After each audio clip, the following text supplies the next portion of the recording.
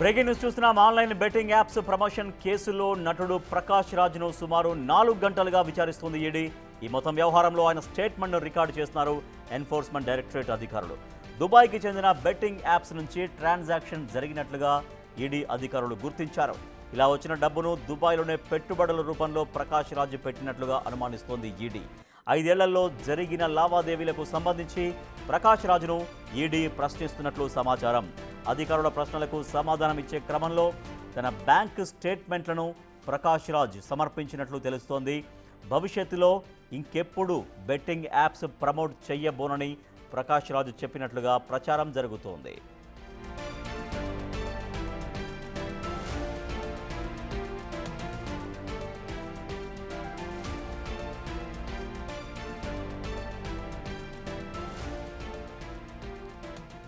Betting apps promotion కేసులో ED అధికారులు ప్రకాష్ రాజ్ను విచారిస్తున్నారు. మరింత సమాచారాన్ని మా ప్రతినిధి సాగర్ అందిస్తారు. సాగర్, ప్రకాష్ రాజ్ దగ్గర ఎటువంటి సమాచారం ఇప్పటిదాకా రాబట్టినట్టుగా తెలుస్తోంది? సో గతంలో చేశాను, బట్ మళ్ళీ ఎప్పుడు కూడా బెట్టింగ్ యాప్స్ ప్రమోషన్ చేయను అని ప్రకాష్ రాజ్ చెప్పినట్టుగా ఒక ప్రచారం జరుగుతోంది. సో ఇంకా ఎంతసేపు ఆయన్ని విచారించే అవకాశం ఉంది?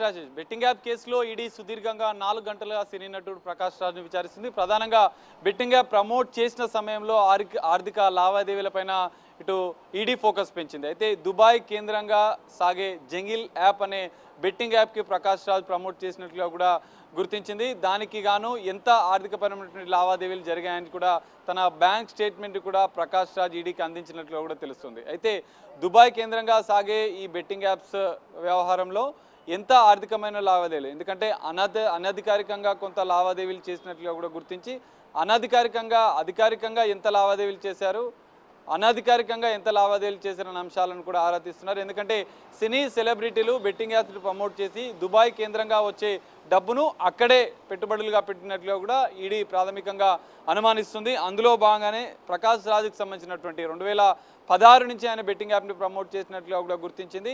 ఆ 5 సంవత్సరాలు జంగిల్ రమ్మీ అనే యాప్కి 5 సంవత్సరాలు ప్రమోట్ చేసిన నేపథ్యంలో ఆ 5 ఏళ్ళు ఎంత లావాదేవీలు చేశారన్న దానిపైన కూడా ఈడీ కొంత వివరాలు సేకరించినట్లుగా కూడా తెలుస్తుంది. తన బ్యాంక్ స్టేట్మెంట్ కూడా ఆయన సబ్మిట్ చేశారు. అయితే జంగిల్ రమ్మీ యాప్ని గతంలోనే ప్రమోట్ చేశాను, మళ్ళీ ఈ బెట్టింగ్ యాప్ జోలికి తాను రాలేనట్టు కూడా గతంలో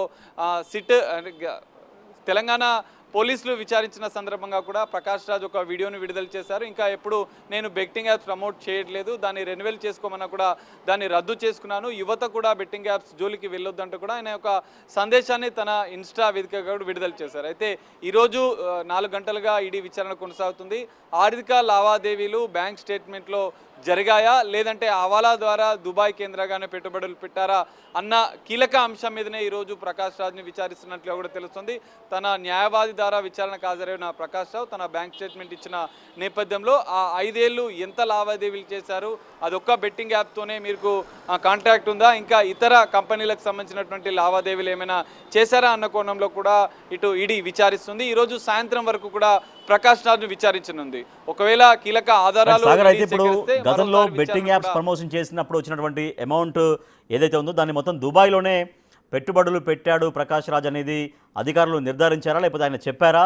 దుబాయ్లో ఆయన వచ్చినటువంటి అమౌంట్ అంతా అక్కడ కూడా ఇన్వెస్ట్మెంట్ చేశారనేది కూడా ఒక చర్చ అయితే ఉంది. మరి ఆయన కన్ఫర్మ్ చేశారా, అధికారులు తెలుసుకున్నారా? కీలకంగా ఈ అంశం మీదనే ఈడీ విచారణ కొనసాగుతుంది. ఎందుకంటే జంగిల్ రమ్మీ అనే సంస్థ దుబాయ్ కేంద్రంగా తన కార్యకలాపాలు కొనసాగిస్తుంది. దానికి ప్రమోట్ చేసిన సెలబ్రిటీలు కూడా వారి అకౌంట్లకు లేదంటే బినామీ అకౌంట్లకు కూడా కొంత లావాదేవీలు పంపించినట్లుగా కూడా ఈడీ ప్రాథమికంగా గుర్తించింది. దాని కన్ఫర్మేషన్ కేసుమే ఈరోజు విచారిస్తుంది.